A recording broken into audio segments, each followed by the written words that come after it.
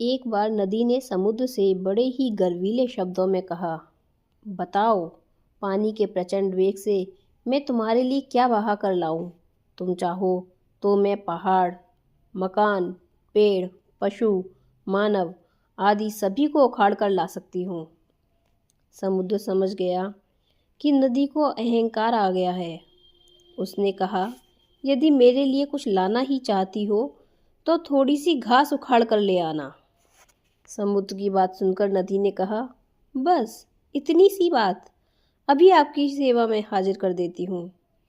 नदी ने अपने पानी का प्रचंड प्रवाह घास उखाड़ने के लिए लगाया, परंतु घास नहीं उखड़ी। नदी ने हार नहीं मानी और बार बार प्रयास किया, पर घास बार बार पानी के वेग के सामने झुक जाती और उखड़ने से बच जाती। नदी को सफलता नहीं मिली।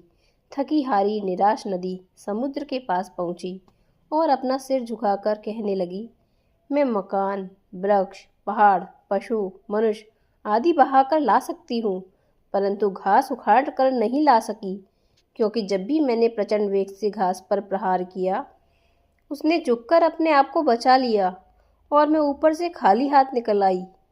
नदी की बात सुनकर समुद्र ने मुस्कुराते हुए कहा, जो कठोर होते हैं वे आसानी से उखड़ जाते हैं, लेकिन जिसने घास जैसी विनम्रता सीख ली, उसे प्रचंड वेग भी नहीं उखाड़ सकता।